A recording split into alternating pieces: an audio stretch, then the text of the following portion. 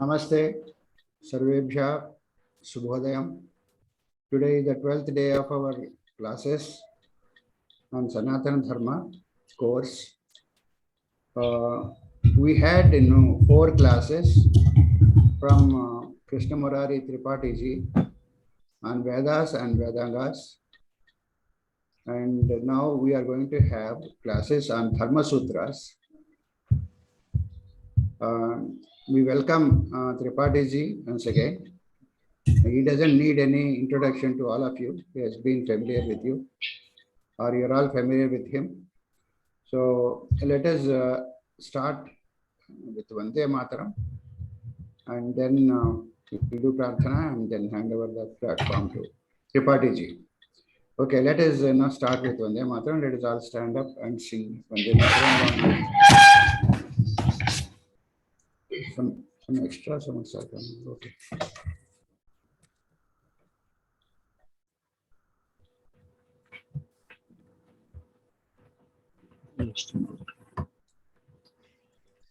Vande Mataram, Vande Mataram, Sujalam, Sufalam, Malayaj Sitalam, Tasya Syamalam Mataram, Vande Mataram. Suprajyotsna pulakitayamini Pullakusumita drumadala shobhini Suhasini Sumadhurabhashini Sukhadam varadam mataram Vande Mataram Vande Mataram.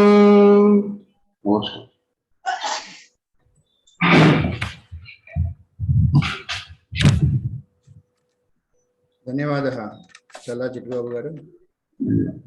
Satyavati ji is there. Who is this? Okay.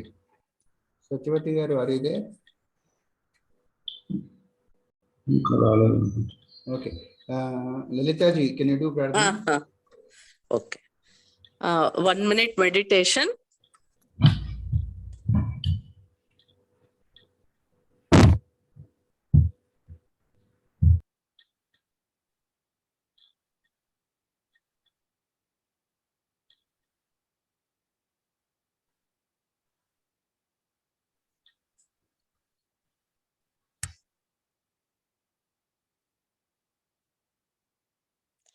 Three Omkaras.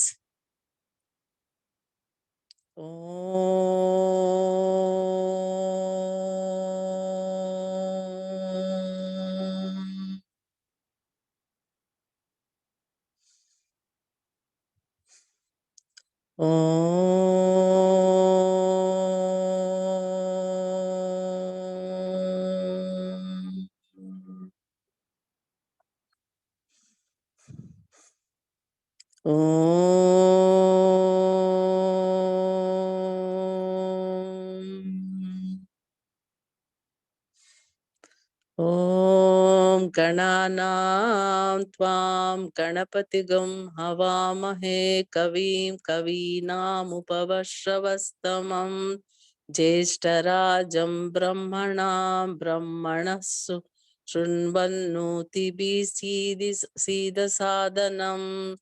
Om Shri Saraswatye Namaha. Shri Gurubhyo Namaha. Harihi Om. Om Sahana Vavatu Sahanau Bhunaktu Sahaviryam Karavavahai Tejasvinavaditamastu Ma Vidvishavahai. Om Shanti Shanti Shanti.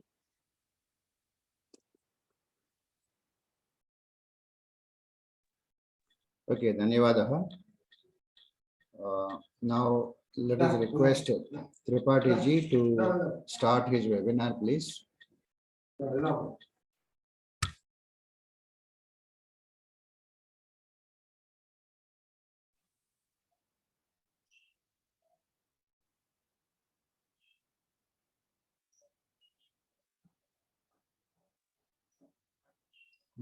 नमो नमः सर्वेभ्यो नमो नमः। अस्यां कक्षायां भवतां भवतीनां च वेद संस्कृत समिति पक्षतः स्वागतं व्याहरामः।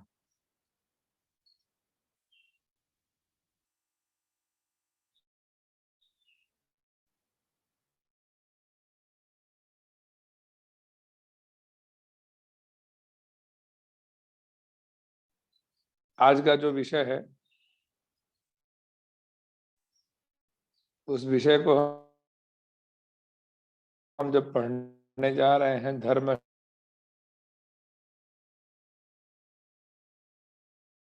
शास्त्र अथवा धर्म सूत्र,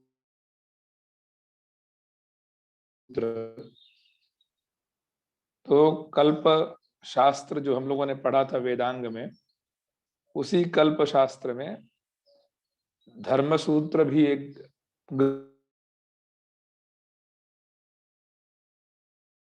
ग्रंथ होता है। धर्म सूत्र का मतलब होता है लॉ, जो हमें कैसे जीना है, कैसे रहना है, इसके बारे में बताए, उसे धर्म शास्त्र कहते हैं। हमारी ध्वनि आप तक आ रही है? क्या आप हमें सुन पा रहे हैं? हाँ, सुन पा रहे हैं मुरारी जी।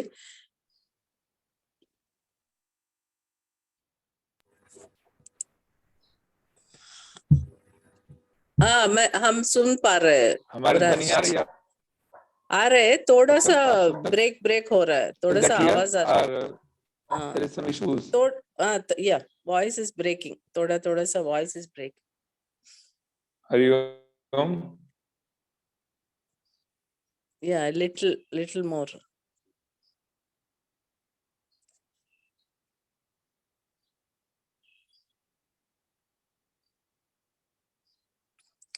Your voice is breaking, Murari ji.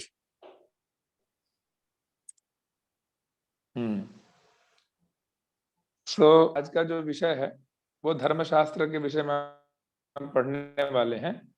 तो जब भी हम किसी विषय को पढ़ना चाहते, हाँ, थैंक यू सो मच।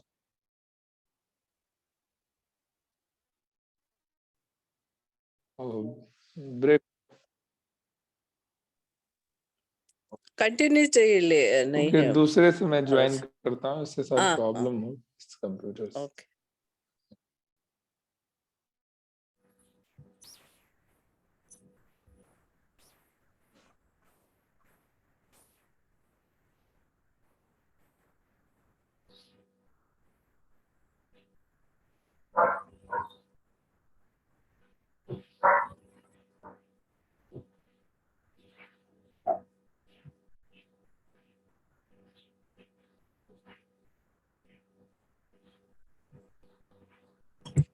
आपको और एक दूसरे नंबर से भी मैं को होस्ट बना दिया आपने आपको।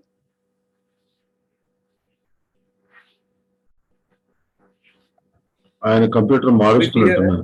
ध्वनि आ रही है मेरी? हाँ, आ रही है। अब आ रहा है। Okay, good. सॉरी, थोड़ा सा वाज प्रॉब्लम है। तो हम लोग आज जो धर्मशास्त्र पढ़ने वाले हैं वो धर्मशास्त्र वेद का ही एक अंग है। और वेद में जब हम कल्पशास्त्र पढ़ते हैं वेदांगा में, तो वेदांग में इस विषय को कहा गया है कल्प, जो उसमें कल्पौ हस्तौ कल्पोथ पठ्यते, कल्प शास्त्र को वेद भगवान का हाथ कहा गया है। और उस कल्प सूत्र 4 प्रकार के होते हैं। कल्प सूत्र 4 प्रकार के होते हैं। तो गृह्य सूत्र मतलब जब हम विवाह करते हैं, विवाह करने के बाद गृहस्थ आश्रम में प्रवेश करते हैं, तो गृहस्थ आश्रम में प्रवेश करने से हमको गृह्य सूत्र में जो कहा गया है उसको करना है। इस विषय पे देखेंगे कि क्या क्या हम पढ़ने वाले हैं आज 2 दिनों में। और दूसरा श्रौत सूत्र। श्रौत सूत्र जब होता है कि दार काले दायाद काले, कि अग्नि का संधान, अग्नि आधान करते हैं, अग्नि का आधान मतलब अग्नि की उपासना करते हैं, और वो अग्नये होत्र, अग्नि में किया गया कोई भी उसको अग्निहोत्र कहते हैं, और जो उसको करता है उसको अग्निहोत्री कहते हैं। इस प्रकार से फिर उसके बाद से आता है शुल्ब सूत्र। शुल्ब सूत्र, जब हम ये सब क्रियाएं करेंगे तो हमें एक घर बनाना पड़ेगा। घर मतलब मंडप, मंडप मतलब वेदी। तो उस वेदी को बनाने के लिए मेजरमेंट क्या होंगे, तो मेजरमेंट करने के लिए हमारे यहाँ शुल्ब सूत्र का पढ़ाई बताया गया था। शुल्ब सूत्र मैथमेटिक्स, इस विद्या का आरंभ, जो वैदिक गणित आज सभी लोग पढ़ते हैं, उस वैदिक गणित का आरंभ इन शुल्ब सूत्र से हुआ था। फिर उसके बाद से चौथा कि कैसे जीना है, कैसे हमें रहना है। वेद कोई भी चीजें हमें करनी वो श्रुति मूलक है। श्रुति मूलक मतलब वेद प्रमाण की तरह। वेद में तो उसको धर्म सूत्र बोलते हैं, और धर्म सूत्र को पढ़ने के बाद हमें ये ज्ञान होता है कि हमें कब क्या करना चाहिए। वो हमारे धर्म ही प्राण है। तो उस धर्म सूत्र को हम इस कक्षा में पढ़ेंगे।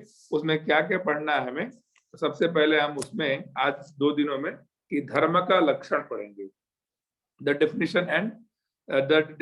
डेफिनेशन ऑफ धर्म, कि धर्म के लक्षण क्या है, और उसको किन किन ऋषियों ने कितने प्रकार से डिस्क्राइब किया अपने अपने स्क्रिप्चर्स में। उसके बाद से हम पढ़ेंगे कि डिवीजन ऑफ धर्म, वर्ण धर्म, आश्रम धर्म, वर्णाश्रम धर्म, गुण धर्म एंड निमित्त धर्म एंड साधारण धर्म। ये 6 प्रकार के धर्म होते हैं। इन 6 प्रकार के धर्मों में रहने वाले को धर्मशास्त्री बोलते हैं, और सभी लोग हम लोग रहते हैं। उस विषय पे मैं चर्चा करूंगा आगे बढ़ के। फिर धर्मशास्त्र वांग्मय क्या है, जो अभी हमने बताया कि शुल्ब सूत्र में, शुल्ब सूत्र है स्मृति लिटरेचर, मनुस्मृति, गौतम धर्म सूत्र, याज्ञवल्क्य स्मृति, बोधायन धर्म सूत्र, आपस्तंभ धर्म सूत्र। ये जब सब धर्म सूत्र हैं, वो जिनका जो शाखा, उस शाखा का जो वेद, और उस शाखा को पढ़ने वाले, उस वेद को पढ़ने वाले को उस धर्म सूत्र को मानना चाहिए। कृष्ण यजुर्वेद का व्यक्ति है तो उसे आपस्तंभ को मानना चाहिए। उसमें भी बोधायन ऋषि का मत अलग है, आपस्तंभ ऋषि का थोड़ा मत अलग है, लेकिन जो मुख्य पक्ष है कि बहुत सारे मत पे दोनों एक है, लगभग पक्ष एक ही है। कहीं कहीं बताया जाता है कि हम ही लोग बोलते हैं कि हमारे घर में, एक सामान्य उदाहरण हम देते हैं, खीर, पायसम। सबको मालूम है पायसम कैसे बनती है, दूध डालिए, कुछ डालिए, कुछ डालिए, जो उसके द्रव्य डाल के। लेकिन आप कहेंगे कि हमारे घर का पायसम थोड़ा उनके घर से अलग है। तो बनाने के तरीके, दूसरी तरह हमें जीने के कैसे तरीके चाहिए थे, उन तरीकों को बताने के लिए भगवान, ये जो ऋषि हैं, उन्होंने अलग अलग प्रकार से डिवीजन किया। उसके बाद से इसमें इतिहास क्या है, धर्मशास्त्र का आचार क्या है, और फिर संस्कार, 16 संस्कारों के बारे में थोड़ा सा जानेंगे। क्या कैसे जो मुख्य संस्कार हैं, कि कितने महीने पे कौन सा संस्कार किया जाता है और कैसे से किया जाता है। उसके बाद से उपनयन संस्कार जो बहुत ही आवश्यक है, उसके बारे में जानेंगे। फिर उस बाद से 3 अध्याय हैं। धर्मशास्त्र को पढ़ने के लिए 3 अध्याय जरूर से पढ़ना चाहिए। पहला अध्याय का नाम है आचाराध्याय। आचार मतलब कैसे हमें जीना चाहिए, आचार एंड विचार। और दूसरा है व्यवहार। व्यवहार मतलब कि अगर राजा है तो राज धर्म का पालन कैसे करना चाहिए, ब्राह्मण है तो ब्राह्मण धर्म का पालन कैसे करना चाहिए, वैश्य है तो वैश्य धर्म का पालन कैसे करना, और तुरीय वर्ण है तो तुरीय वर्ण का पालन कैसे करना चाहिए। और तीसरा है प्रायश्चित्त। जब भी हम कोई गलती कर देते हैं, गलती हमसे हो जाती है, हम प्रायश्चित्त करते हैं। तो प्रायश्चित्त करने का विधान क्या, और प्रायश्चित्त शब्द का क्या अर्थ है, और इस तरह से इन सब विषयों को हम लोग पढ़ेंगे कि इन 2 दिनों की कक्षा में, कि इन सब जो सामान्य विषय है। धर्मशास्त्र पढ़ने के लिए कम से कम 40 ग्रंथ हैं, 40 ग्रंथ हैं, अगर धर्मशास्त्र के विषय में हमें अच्छे से जानना है तो लेकिन हमको कोई नहीं पढ़ पाता। जो जिस विषय वेद का होता है वो वेद के ग्रंथ को पढ़ लेता है। जैसे हम सामवेदी हैं, तो हम सामवेद गौतम धर्म सूत्रम को पढ़ना है, और अगर कोई कृष्ण यजुर्वेदी है तो उसको बोधायन का पढ़ लेना है, आपस्तंभ का पढ़ लेना है। तो इस प्रकार से हम अपने अपने वेद के धर्मशास्त्र पढ़ लेते हैं, और फिर चतुर्वेदी हमारे अलग अगल बगल होते हैं, तो उनके घर का क्या आचार है, हमारे घर का क्या आचार है, ये सब हम आचार देखते हैं। कि एक सामान्य पक्ष बताते हैं, श्राद्ध जब होता है तो लोग कहते हैं हमारे घर के श्राद्ध में करेले का सांबर बनता है, हमारे घर के श्राद्ध में ऐसा बनता है। वो कैसे उनको मालूम है? अब देखिए, जो माताएं होती हैं, माताएं जो सबके घर की माताएं जो होती हैं, पूजा करने जाती हैं, षोडशोपचार पूजा जो है वो सीखी नहीं होती है कहीं भी, लेकिन देखिए कब उनको भगवान को तिलक करना है, और कब आरती दिखाना है, और कब नैवेद्य लगाना है, सब मालूम है उनको। तो कैसे आया? तो देख देख के और सुन के। तो उन्हीं विषयों को हम लोग थोड़ा सा एक ब्रीफ में जानेंगे कि प्रमाण जो था कि क्यों हम लोग धर्मशास्त्र की आवश्यकता क्यों पड़ी। तो धर्मशास्त्र की आवश्यकता इसलिए पड़ी कि जब वेद मूलक प्रमाण, जब वेदों की बात हमें समझ में नहीं आने लगी, जब वेद बहुत कठिन होने लगी, जब हम लोग की मेधा शक्ति कमजोर होने लगी, कुछ लोग ही वेद पढ़ने लगे, तो मनु आदि ऋषियों ने ये विचार किया कि सामान्य जनमानस को कैसे समझाया जाए। तो सामान्य जनमानस को समझाने के लिए ये ऋषियों ने धर्मशास्त्र की मनुस्मृति, याज्ञवल्क्य स्मृति, गौतम धर्म सूत्र इत्यादि की रचना की गई, जिससे कि सामान्य जनमानस को समझ में आए कि उसके कर्म क्या है। तो बोला कि उपदिष्टो धर्म प्रतिवेदम, जो धर्म है सबसे पहले उपदिष्ट होता है वेद से, श्रुति से, और स्मार्तो द्वितीय, फिर स्मार्त कर्म उसका द्वितीय है, और तृतीय शिष्टागम, शिष्ट लोग के कर्म करने को शिष्टागम बोलते हैं। वेदोक्त परमो धर्म, वेद में जो उक्त है वो परम धर्म है, उसको करना ही है हमें, तो हमें बिना विचार कर किए वेद के धर्म को करना है। दूसरा धर्म है कि स्मृति शास्त्रागतो परः, और स्मृति शास्त्र में श्रुति स्मृति पुराण ऐसा क्रम बनता है। तो जो वेद में है श्रुति को पहले करना है, स्मृति वाले को उसके बाद, और शिष्टाचीर्ण परः प्रोक्त त्रयो धर्मा सनातन, शिष्टाचार जो है इसमें शिष्टाचार। तो हमें देखिए मुख्य पक्ष बता रहे क्या है कि वेद में जो प्रमाण कहा गया उसको करना है। वेद क्योंकि वेद निरपेक्ष है, तत्र निरपेक्षो रवः श्रुति, उसको किसी की अपेक्षा नहीं है, किसी शास्त्र की अपेक्षा नहीं है वेद को प्रमाणित करने के लिए। लेकिन देखिए जितनी भी फिलॉसफी है और जितने भी धर्म है, सब जब प्रमाण देना होता है तो वेद की तरफ बढ़ते हैं, वेद के वाक्यों को हम प्रमाण देते हैं, न कि हम अन्य किसी वाक्यों को प्रमाण देते हैं। तो इस प्रकार से चलता है। तो अब हम इस विषय को जानेंगे। तो सबसे पहले धर्म शास्त्र में धर्म क्या है, तो धर्म के विषय में धर्म के लक्षण के विषय में कहा गया कि पहले व्याकरण के अर्थ को हम लोग कहते हैं कि धृय धारण पोषणयोः इत्यस्मात् धातोः निष्पन्नोऽयम् धर्म शब्दः। अयम धर्म शब्द, ये जो धर्म शब्द है वो धृय एक धातु है, धारण और पोषण दो अर्थ में यह धातु का प्रयोग करते हैं, और उसमें धार्मिक विधि, धार्मिक गुण, अध्ययन, दान, तप, ये सब उसमें आ जाता है। यानी धर्म एक ऐसा विषय है, ये व्याकरण का अर्थ है। धरती विश्वम इति, ऐसा एक उपनिषद में पाया जाता है कि जो धारण करे उसी को धर्म कहते हैं। अब इसमें बहुत सारे लोगों का मत है कि धर्म किसे कहते हैं। तो धर्म के लक्षण में एक ऋषि हैं जिन्होंने बहुत अच्छे से न्याय शास्त्र के ऋषि, उन्होंने कहा कि धर्म जो है आत्मनः गुण विशेषः, धर्म जो है आत्मा का विशेष गुण है, आत्मा में जो रहता है, और वो उसी को धर्म कहते हैं।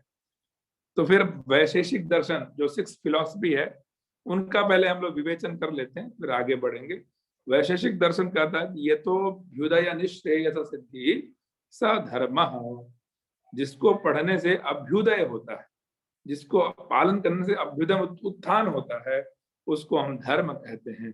कि धर्म जो है केवल स्वर्ग प्राप्ति के लिए नहीं है, उन्होंने कहा कि स्वर्ग प्राप्ति धर्म नहीं है, धर्म तो वो है जो इहलौकिक उन्नति को बढ़ाता है, मतलब जो प्रेजेंट टाइम में है हमारी उन्नति कैसे हो वो बताता है, और इसके अभाव में हम पशु तुल्य हो जाते। बोलते हैं आहार निद्रा भय संततित्वम सामान्यमेतत् पशुभिर्नराणम ज्ञानम हि तेषाम् अधिकम विशिष्टम ज्ञाने नहीना पशुभिः समाना। उन्होंने कहा कि आहार निद्रा भय और संतान उत्पन्न करना, ये चारों कर्म पशु भी करते हैं और मनुष्य भी करते हैं। तो what is difference between and human beings and animals? तो हमारे पास ये प्रश्न आता है कि भाई आहार हम भी लेते हैं, निद्रा भय संतान सब हम उत्पन्न करते हैं, पशु भी करता है, तो हमारे और पशु में अंतर क्या है? इवन पशु को तो हमसे पहले पता चल जाता है कि कोई विपत्ति आने वाली होती है, साइक्लोन आने वाली, तो हाथी को सबसे पहले पता चल जाता है। फिर भी हमारे और उसमें क्या भेद है, ये जानने के लिए हमारे मन में बहुत सारा प्रश्न हुआ। तो कहा उन्होंने कि हम लोग धर्मो हि तेषाम अधिकम विशिष्टम और धर्मेण हीना पशुभिः समाना। ज्ञानेन हीना भी बोलते हैं, धर्मेण हीना भी बोलते हैं। तो धर्म से जो हीन है वो पशु के समान होता है। तो इस तरह से फिर सांख्य दर्शन ने कहा कि या भी शारीरिकम मानसिक बौद्धिक कर्मे भी अंतःकरणे वैराग्यस्य शांतिश्च जागरणं भवति विवेकः प्रकाश्यते स च धर्मः। जहाँ पे बौद्धिक कर्मों का और अंतःकरण में वैराग्य उत्पन्न हो और जागरण हो, शांति का जागरण हो, उसे हम धर्म कहते हैं। फिर योग दर्शन के पतंजलि ऋषि ने कहा कि शौच संतोष तपः स्वाध्याय ईश्वर प्रणिधानानि नियमाः धर्माः।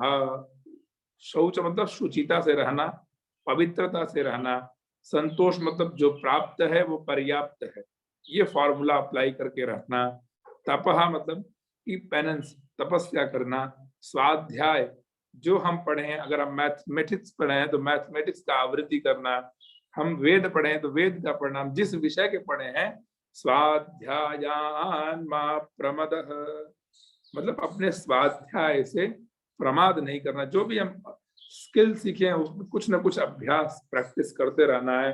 उन्होंने कहा कि स्वाध्याय बहुत आवश्यक है कि हम जो भी पढ़ाई किए हैं, हम जब स्कूल जाने लगे या जब पाठशाला या गुरुकुल जाने लगे, गुरुकुल जाने में हमारे गुरुजी ने जब प्रथम अक्षर जो सिखाया, उस अक्षर से लेके अभी तक के हम जो भी विद्या ज्ञान सीखे और जो भी हम समाज से सीखे, उन सब ज्ञान को नित्य प्रति विचार करने को ही स्वाध्याय बोलते हैं। स्वश्चासो अध्यायः स्वाध्यायः, ऐसा कहा गया है। और नियम हो, नियम हो, और ईश्वर प्रणिधान, ईश्वर का प्रणिधान ही नियम धर्म है, ऐसा पतंजलि ऋषि योग दर्शन में कहते हैं। फिर उसके बाद से जैमिनी ऋषि बोलते हैं कि वेदेन प्रयोजनम उद्दिश्य विधीयमानः अर्थः धर्मः। वेद के द्वारा कहा गया और प्रयोजन वाला विधीयमान जो धर्म है उसको हम विधीयमान जो है उसको धर्म कहते हैं। और उसी को कुमारिल भट्ट ने कहा कि चोदना लक्षणोऽर्थो धर्मः। इस तरह से और तर्क संग्रहकार करते हैं कि विहित कर्मजन्यो धर्मः, जो वेद में कहा गया है ऐसे कर्मों को करने को विहित कर्मः, वेदेन विहितः विहित कर्मः वो धर्म है।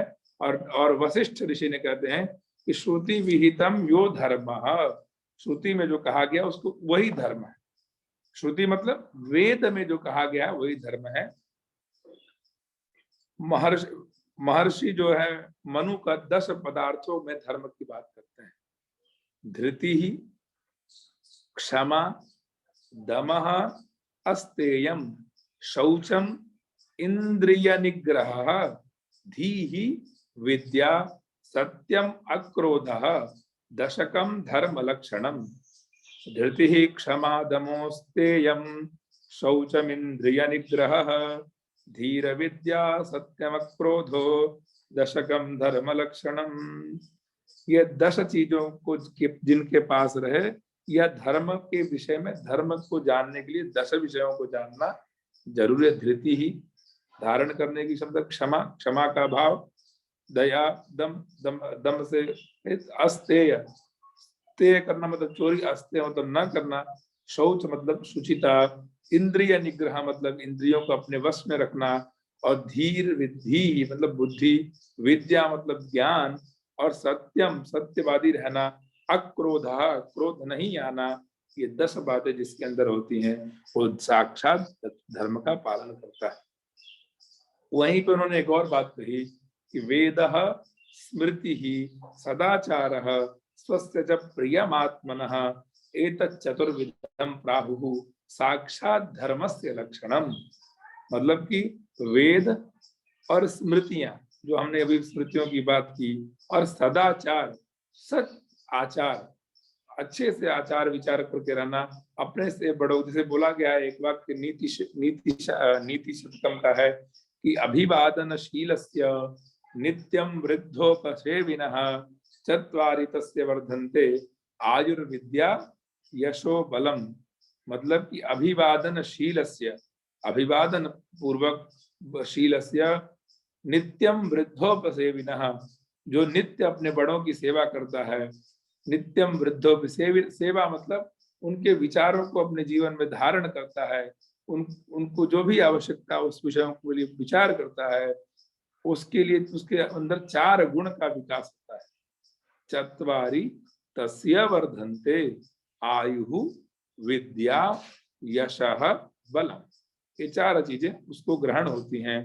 तो वेदः, स्मृति, सदाचार, सद आचार में रहना चाहिए, और स्वस्य जब प्रियमात्मनः, और सभी से प्रिय वाणी का प्रयोग करना चाहिए, प्रिय वाणी बोलनी चाहिए। यही 4 धर्म के लक्षण, साक्षात धर्म से लक्षण, ऐसा मनु ऋषि कहते हैं।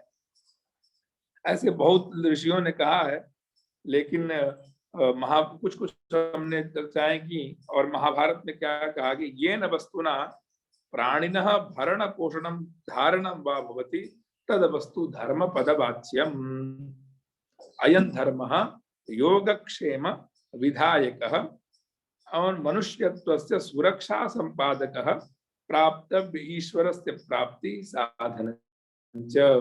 मतलब ये जो धर्म है वो भरण पोषण और धारण, जैसा खाओ अन्न वैसा हो मन, और जैसा पियो पानी वैसी हो वाणी। ऐसे करके उन्होंने इस विषय को कहा कि जिस प्रकार का अन्न हम खाएंगे वैसे ही हमारा मन होगा, और जैसा पानी पिएंगे वैसी ही वाणी होगी। तो उन्होंने कहा कि भरण पोषण और धारण जिस पद से हो उसी को धर्म पदवाच्य कहा गया है। और इससे और धारणा धर्म इत्याहु, महाभारत के कर्ण पर्व में कहा गया कि धारणा धर्म इत्याहु धर्मो धारयते प्रजाः यत् धारण संयुक्तम सधर्मः इति निश्चयः। मतलब धारण करने का जो विषय है उसी को धर्म बोलते हैं, और उसी को प्रजा धारण करती है। अब आरण्यक पर्व में महाभारत में ही कहा गया है कि वेदोक्तः परमो धर्मः धर्म शास्त्रेषु चापरः शिष्टाचीर्णश्च शिष्टानां त्रिविधम धर्म लक्षणम। मतलब कि वेदोक्त, जैसे वेद में कही गई बात को हमें करना ही है, तो वो प्रथम धर्म है। लेकिन किसी कारणवशात हम वेद के उसको वाक्य को नहीं जानते हैं, और हमारे घर के पास कोई पंडित नहीं है, तो हमें स्मृतियों का पालन करना है कि स्मृतियों में क्या कहा गया है, किस दिन हम बाल को कटाना है, किस दिन हमें स्नान करके तैल लगाना है या तेल के सहित स्नान करना है, भोजन करते समय किस को हमको ग्रास देना है, पंचबली कैसे करना है, मतलब पंच लोगों को खिलाना है, 5 लोगों को, गो को, चींटी को, पिपीलिका, काक को, ऐसे करके 5 लोगों को। तो वो जो नियम है हमें कैसे जीना है, हमें अपने जीवन को कैसे विभाजन करना है, किन किन समय को, उसकी बात एक वेद में ही बताई गई है, ये तो धर्म शास्त्रों में बताई गई है। तो इस प्रकार से कहा गया। फिर उसके बाद से याग और धर्म शास्त्र सुचापर, अगर वेदातिरिक्त व्यवहार नहीं हो, वेद से जैसा व्यवहार नहीं हो रहा है, तो धर्मशास्त्र में उसमें क्या कहा गया उसको हमें मानना है। और अगर फिर भी धर्मशास्त्र में नहीं हम पढ़ पा रहे हैं, तो शिष्टाचीर्ण, अपने गांव या अपने जो बड़े अपने बुजुर्ग होते हैं, अपने जो अपने फैमिली में, अपने परिवार में, उनके पास हम सब जाते हैं और पूछते हैं कि कैसे करें। तो वो जो बुजुर्ग लोग होते हैं हमें कहीं ना कहीं मार्गदर्शन करते हैं। शिष्टाचार मतलब शिष्टा को, एक मीमांसा में एक अधिकरण आता है, शिष्टा को मतलब बड़े लोग जो शिष्ट लोग हैं वो इस विषय पे क्या कहें। तो उन विषयों को शंकराचार्य इत्यादि जो महर्षि हैं, ऐसे लोगों ने क्या कहा, उन विषयों को हम YouTube के माध्यम से अथवा किसी न किसी माध्यम से सुन के ग्रहण करते हैं आज के जमाने में। तो उसको बोलते हैं शिष्टाचार। ये तीन ही धर्म के मुख्य पिलर बोलते हैं ना, स्तंभ होते हैं। अब जब मान लीजिए कि हमें ये नहीं प्राप्त हुआ, तो हम कैसे धर्म का पालन करें? तो कहा गया है ग्रामानुकूल वचनान कुर्युः। कात्यायन ने अपने धर्म सूत्र में लिखा कि ग्रामानुकूल वचनान कुर्युः, आपके गांव की जो प्रथा है उसको उसके अनुकूल करना चाहिए। शास्त्र धर्म सब प्रमाण है, इन कहीं कहीं पे वहां की एक अलग पद्धति होती है, उन पद्धति को लेके हमें चलना चाहिए। तो ऐसे फिर याज्ञवल्क्य ने कहा कि धर्मो नाम यज्ञ सदाचार दम और अहिंसा दान स्वाध्याय आदि देश काल, इन सब विषयों में इन्होंने कहा कि जो धर्म है वो याग है और स्वाध्याय, जो बातें पहले ही पतंजलि ऋषि ने कही उसी का पुष्टि इन्होंने कहा। और ऐसे फिर अर्थ संग्रह काल, जो बहुत विशेष विवेचन किया गया धर्मशास्त्र मीमांसा विषय में कि को धर्म, क्या धर्म है, जो धर्म की बात कर रहे हैं हम सब, वो धर्म क्या है? तो बोले वेद प्रतिपाद्य प्रयोजनवदर्थो धर्म। उससे पहले उन्होंने कहा कि यागादिरेव धर्म, याग करना ही धर्म है। फिर उन्होंने कहा कि ये लक्षण तो अब निर्दुष्ट लक्षण नहीं है, तो उन्होंने कहा कि क्या किया जाए, तो इसका लक्षण बना, क्योंकि हमारे यहाँ हम ऐसे ही अपने मन से कोई बात नहीं कह देते, हमें उसका लक्षण घटाना पड़ता है। लक्षण मतलब कि जैसे हमने कहा कि शासनादिमत्वम गोर लक्षणम, गाय की पहचान हम कैसे करते हैं? जैसे आपका पुत्र पैदा हुआ और थोड़ा सा बड़ा हुआ और गाय कभी देखी नहीं, तो आपने उसको आज्ञा दिया कि भो वत्स गाम आनय। तो जो लड़का था कहा कि गाम कैसी होती है? तो गया तो बोले, उन्होंने कहा कि गाम ऐसी होती है जिस श्रृंगित्वम गोर लक्षणम। उन्होंने एक पहला लक्षण किया, श्रृंगित्वम गोर लक्षणम, जिसको सींग है उसको गाय कहते हैं। अब वो गया घर के बाहर और देखा कि सींग तो भैंस को भी है, सींग तो बकरी को भी है। तो कहा कि पिताजी ने गलत उत्तर हमको लग रहा है लक्षण बताया है, इसका पक्का वाला लक्षण क्या है? फिर से जाता है। तो फिर कहा कि पिताजी गाय सिंह बहुत सारी हैं, जो किस गाय को लाए? तो कहा कि कैसी कैसी हैं? तो बोले कि कोई ऐसे दिखती है, कोई ऐसे दिखती है, वैसे दिखती है। नहीं नहीं नहीं, गाय जो है आपको लाना है एक शपत्वम गोर लक्षणम, जिसके एक शप है। एक शप मतलब एक खुर, जो पैर में एक जो दो ऐसे कट कट के होते हैं, वो एक जिसके हैं उसी को हम गाय कहते हैं। तो गया तो देखा और ये लक्षण और भी जगह चला जा रहा है, और लोग के भी ऐसे ही थे। तो आगे बोलता है कि आप निर्दुष्ट लक्षण मतलब जिसमें कोई दोष ना हो, ऐसा लक्षण करिए। तो उन्होंने कहा कि शासनादिमत्वम गोर लक्षणम काकुद खुर विषाणी नाम, ऐसे करके उन्होंने एक लक्षण बनाया, उसमें कोई दोष नहीं आया। मतलब शासना जो गलकंबल होता है वो गाय को ही बस होता है, और उसको गाय का लक्षण किया, तब वो बालक गया और गाय को लेके आया। तो इसी प्रकार हमको कोई भी चीज, हमारी परंपरा है शास्त्र और वेद पढ़ने की, हम लक्षण बनाते हैं। जैसे हमने यत्र यत्र धूमः तत्र तत्र अग्निः इति साहचर्य नियमो व्याप्ति, वो हमने एक लक्षण बनाया कि ये जहां जहां धुआं होगा वहां वहां अग्नि होगा।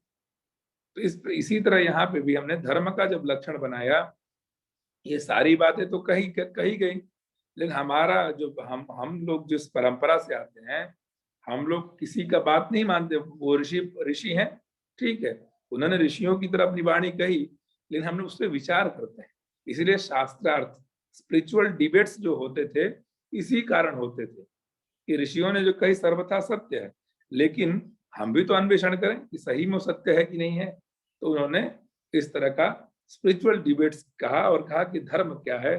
तो उन्होंने कहा कि वेद प्रतिपाद्य प्रयोजनवद अर्थ धर्म। इसमें 3 पद इन्होंने दिया कि पहला धर्म जो है वेद प्रतिपाद्य होना चाहिए, वेद में जो कहा गया है उसी बात को कहने वाला होना चाहिए, और प्रयोजनवान होना चाहिए, प्रयोजन होना चाहिए उस विषय का, और धर्म अर्थत्वम, और उसका अर्थ होना चाहिए, उसको हम धर्म कहते हैं। तो कहा, फिर उन्होंने कहा कि भाई 3 लक्षण क्यों दिए आपने, आप क्या करिए, वेद अर्थो धर्म कर दीजिए, प्रयोजन पर वेद वेद प्रतिपाद्य हटा दीजिए और प्रयोजन वदर्थो धर्म कर दीजिए। तो बोले वेद प्रतिपाद्य अगर हटा देंगे हम तो क्या हो जाएगा, इसमें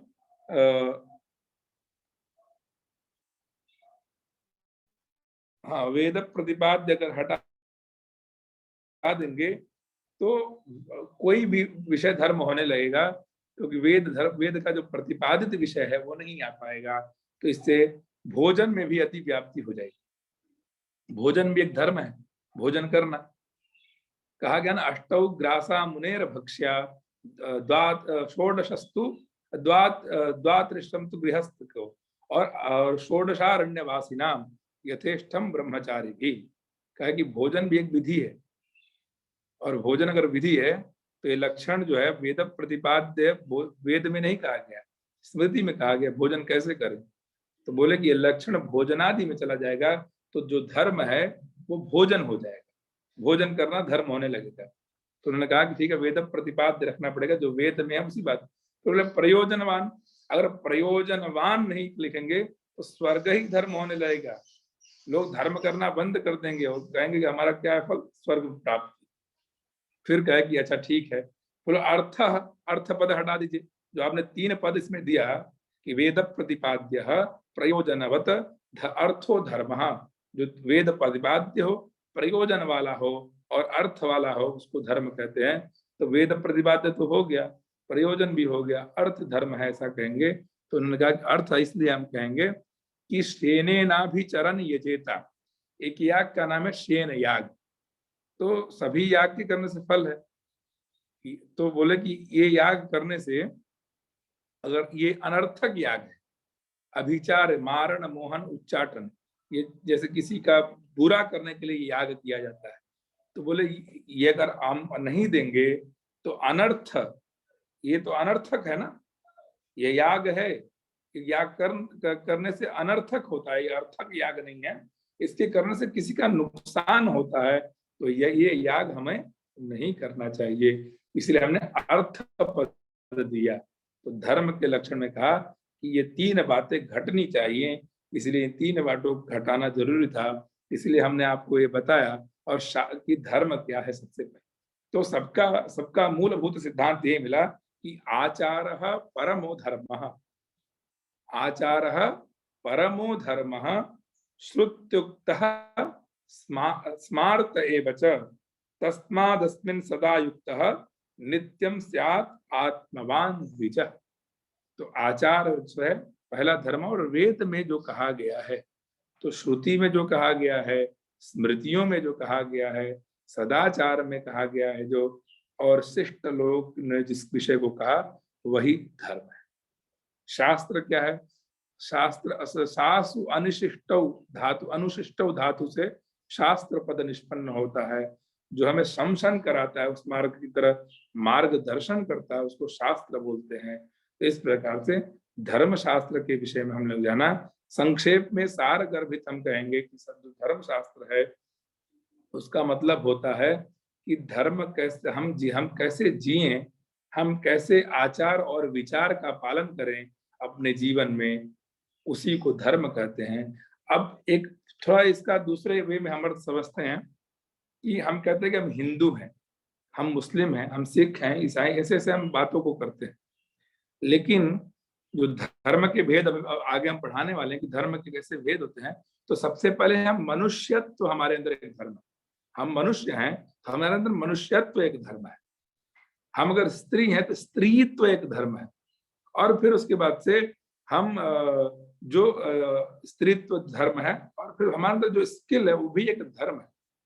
तो धर्म की उसके बाद से तब आता है कि हम ब्राह्मण हैं, ब्राह्मणत्व एक, हम क्षत्रिय, हम क्षत्रियत्व एक धर्म है, हम वैश्य, वैश्यत्व एक धर्म है। और फिर उसके बाद से हिंदू धर्म तो बाद में आया। हम सनातन हैं, हम अनादि हैं, तो सनातन वाला धर्म भी हमारे अंदर बैठा है। इतने धर्म हैं।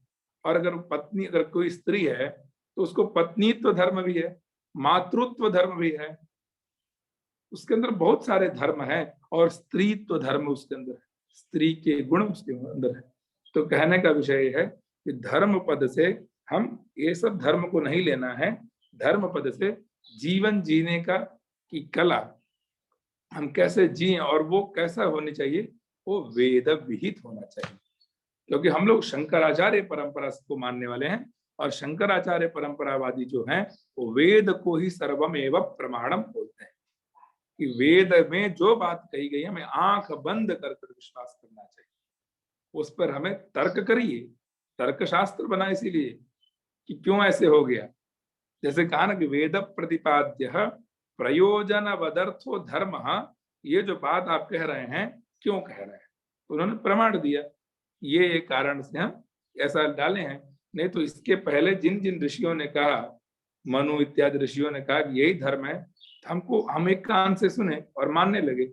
लेकिन हमारे यहाँ ऐसी परंपरा नहीं है शास्त्र की, ऐसे किसी धर्म में नहीं है। जो अपने धर्म में है, जो सनातन धर्म में है, कि जो बात ऋषियों ने कह दी, ईश्वर ने कह दी, उस पर भी हम डिबेट करते हैं, ताकि हमें वादे वादे जायते तत्व बोधा, वादे वादे जायते तत्व बोधा, कि वाद करने से हमें तत्व का ज्ञान होता है। अब एक सामान्य और विषय है कि एक और विषय है कि वादे वादे जायते तत्व बोधा, था आपने बोल दिया, वादे वादे तो लड़ाई भी हो जाती है। तो कौन सा वाद होना चाहिए, तो निर्विवाद वाद होना चाहिए।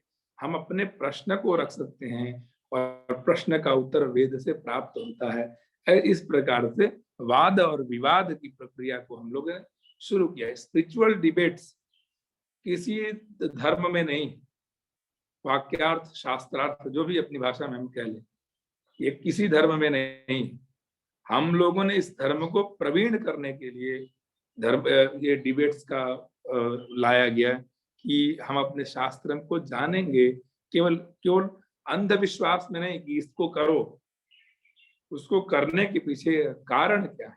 अब आज का समय क्या है कि हमको सब ज्ञान नहीं मिल पाए।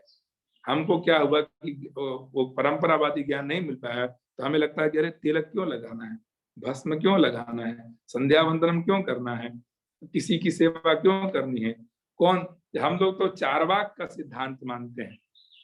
आज के जो जनरेशन है, आज की जो पीढ़ी है, आज के डिकेड्स में जो बच्चे पैदा होते हैं, वो क्या कहते हैं, यावत जीवेत सुखम जीवेत ऋणं कृत्वा घृतम पीवेत भस्मीभूतस्य देहस्य पुनरागमनं कुतः। चारवाक एक ऋषि थे, उन्होंने अपने कुछ प्रिंसिपल्स अप्लाई किए इन 6 स्क्रिप्चर्स को परास्त करने के लिए।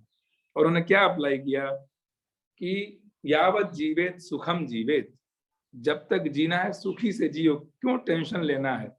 और ऋणम कृत्वा घृतम पीवेत, और ऋण लेके घी पीना है, अर्थात हम कर्ज लेके अच्छे तरह से रहना है, गरीबी में नहीं रहना, लोगों से कर्ज लेकर अच्छे से रहना है। भस्मीभूतस्य देहस्य, ये जो शरीर है पंच तत्व का शरीर है, पंच तत्व में विलीन हो जाए, फिर कौन देखा है कि आना है इस पृथ्वी पर। और उन्होंने कहा भी कि जो ये लोग कहते हैं मोक्ष, बोले कि मरण ही मोक्ष है। हम जब मरते हैं तो मोक्ष हो जाता है, देह छेदो मोक्ष, ऐसा है चारवाक ऋषि कहते हैं। और उन्होंने तो ऐसी बात कह दी कि त्रयो धर्मस्य कर्तारो भंड धूर्त निशाचरा, वेद को कराने वाले तो यही लोग हैं। लेकिन लेकिन ये शास्त्रार्थ के लिए इसकी कहानी है, लोग समझ नहीं पाते हैं कि क्यों ऐसा किया गया। बृहस्पति ऋषि को ही चारवाक ऋषि बोलते हैं। उनका एक अंश है जिसको चारवाक बोलते हैं। चारुवाक मतलब शुद्ध सुंदर वाणी को बोलने वालों को चारवाक बोलते हैं। एक बार की घटना है कि देवताओं को अपने में अभिमान हो गया कि हम अब शास्त्र के बहुत महान पंडित हैं और हमको सारा ज्ञान हो गया है, और वो लोग स्वाध्याय बंद कर। तो बृहस्पति, जो देवताओं के गुरु हैं बृहस्पति हैं, और बृहस्पति को बहुत चिंता होने लगी कि कैसे इनके शास्त्रों की रक्षा की जाए। तो उन्होंने इसीलिए बृहस्पति ने लोकायत दर्शन यानी चारवाक दर्शन, एक चारवाक फिलॉसफी के लिए विचार किया कि जो इन बातों को उसके विपरीत बात कहना और प्रिंसिपल्स को रखना। और ये लोग देखे कैसे शास्त्र के द्वारा खंडन करते हैं। ये लोग अपना ग्रंथ पलटेंगे कि नहीं पलटेंगे, पेजेस देखेंगे कि नहीं देखेंगे, इसलिए उन्होंने इस दर्शन को बनाया। तो उन्होंने कहा देहच्छेदो मोक्षः, कि मरना ही मोक्ष है। और स्क्रिप्चर्स में क्या कहा गया है कि देहच्छेदो मोक्ष नहीं कहा गया है। लिबरेशन के बारे में अलग अलग तरीके से कहा गया कि जीवन मुक्ति कैसे मिलती है और विदेह मुक्ति कैसे मिलती है। बोलते हैं हृदय ज्ञानान मुक्ति ही, बिना ज्ञान के without knowledge we can't get liberation, ऐसा कहा गया है कि तो कैसे देहच्छेदो मोक्ष, ऐसे शास्त्रार्थ की परंपरा हमारे शास्त्रों में ही रही। तो इस प्रकार से इन विषयों को कहा गया। अब वर्ण धर्म कौन कौन से हम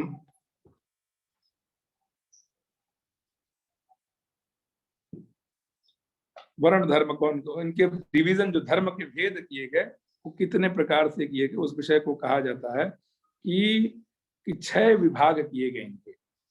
पहला विभाग किया वर्ण धर्म। वर्ण मतलब ब्राह्मण क्षत्रिय वैश्य शूद्र। और फिर आश्रम धर्म, ब्रह्मचारी गृहस्थ वानप्रस्थ संन्यास। फिर वर्णाश्रम धर्म, ये ब्राह्मण क्षत्रिय को और आश्रम दोनों धर्मों को मिला के जो धर्म होता है उसको वर्णाश्रम धर्म होते हैं। फिर गुण धर्म, क्या जिसका क्या क्या गुण है उसको देखना।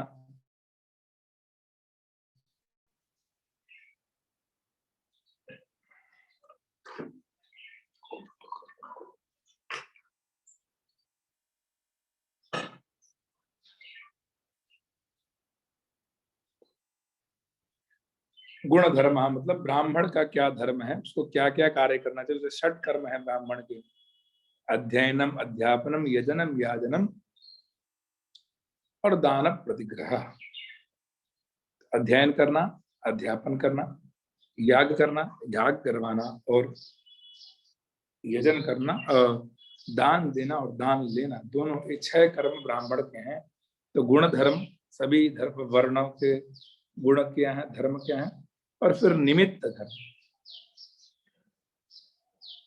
क्या करने से क्या फल होता है, तो निमित्त धर्म होता है किसके करने से हम कुछ प्राप्त करना चाहते हैं। और साधारण धर्म तो सभी मनुष्य में कैसे कैसे होते हैं उसको बोलते हैं।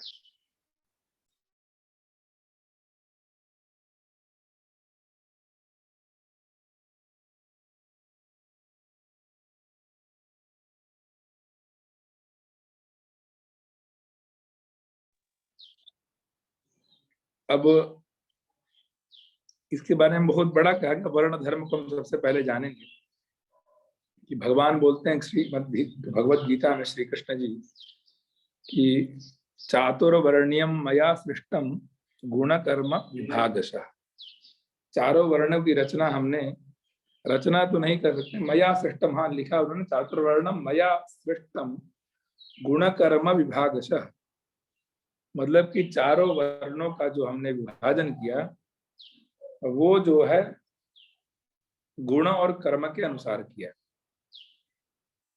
ऐसे नहीं कर दिया कि गुण कर्मातिरिक्त व्यवहार किया, तो जिसके अंदर जो गुण थे उसे प्रकार हमने किया। और तेषाम धर्म वर्ण धर्म, उनका जो धर्म है उसी को वर्ण धर्म बोलते हैं। वर्णों का धर्म वर्ण धर्म, ऐसा करके उन्होंने किया। अब ब्राह्मण का क्या धर्म है, तो अध्ययनम अध्यापनम, अध्ययन मतलब पढ़ते रहना और पढ़ाते रहना।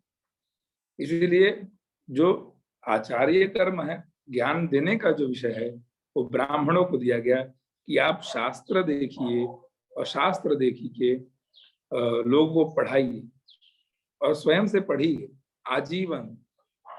कोई इसमें आपको लाभ मिले इसका ये ना सोचें और पढ़ाएं। और दानम इज्याध्ययन में यजनम दान प्रतिग्रहश्च, यजनम याजनम दान प्रतिग्रहश्च। तो यजन करिए, याग करिए और याग करवाइए। जब ब्राह्मण याग करेगा नहीं तो लोग कैसे प्रवृत्त करेगा कि आप याग करिए। दीपावली आने वाली है और दीपावली की पूजा अगर स्वयं ब्राह्मण ना करे और कहे कि आप लोग सब लोग करिए, तो कोई करेगा? देख के ही तो प्रीति होती है कि उनके घर में ऐसा हो तो हम भी करेंगे। तो यजनम याजनम, और फिर जब करने की प्रवृत्ति होती तो उसका फल या क्रिया सासा फलवती। हम जो भी इन्वेस्टमेंट करने वाले हैं समय का, धर्म का, उसका फल क्या है? क्योंकि कहा गया प्रयोजनम अनुद्दिश्य न मंदोपि प्रवर्तते। प्रयोजन के बिना मंद व्यक्ति भी आगे नहीं बढ़ता है। तो हम जो करने जा रहे हैं उसका प्रयोजन क्या है? और फिर प्रदान और प्रतिग्रह, केवल दान लेने का ही धर्म नहीं है, प्रतिग्रह लेने का ही नहीं धर्म है, दान देने का भी धर्म है। तो ब्राह्मण को ये 6 कर्म अवश्य करने चाहिए। केवल लेने का भाव नहीं, देने का भी भाव होना चाहिए। और इसमें जो 3 कर्म हैं वो धर्मार्थ है। हम इन कर्मों को विभाजित करते हैं तो ये 3 धर्म, अध्ययन, यजन और दान, ये क्या? तो धर्मार्थ कर्म है। अध्ययन करने से आपको कुछ कोई देने वाला नहीं है, या और यजन करने से भी आपको कुछ देने वाला नहीं, और दान करने से भी कोई देने वाला, ये धर्मार्थ कार्य है। लेकिन जीविकार्थ वो 3 कार्य और करता है, क्योंकि हमें जीवन भी जीना है और धर्म भी करना है। इसलिए हमको पैरेलल में दोनों चीजों को लेकर चलना है। केवल धर्म करेंगे तो भोजन कौन देगा हमें? इस विषय को भी समझना है। तो उन्होंने कहा कि 3 कर्म तो उनके धर्मार्थ है, लेकिन 3 कर्म जीविकार्थ है। और वो कौन कौन से हैं? अध्यापन, याजन और प्रतिग्रह। तो ब्राह्मण के जो 6 कर्म थे, वो 6 कर्मों में जो पहले 3 कर्म थे, मतलब सभी के 3, तो धर्म, यजन, दान, अध्ययन, वो धर्मार्थ, और अध्यापन, प्रतिग्रह और याजन, ये जीविकार्थ। इसी प्रकार क्षत्रिय का भी धर्म है। तो क्षत्रिय का धर्म है प्रजानाम रक्षणम, प्रजा की रक्षा करना, दानम इज्याध्ययनम च, और दान देना, इज्या यज्ञ करना और अध्ययन करना, विषयेषु अप्रसक्तिश्च, और विषयों में राग नहीं रखना, विषयों से हटके रहना, और आपातकाल में सभी की सहायता करना, ऐसा राज धर्म कहा गया है, यानी क्षत्रिय धर्म कहा गया है।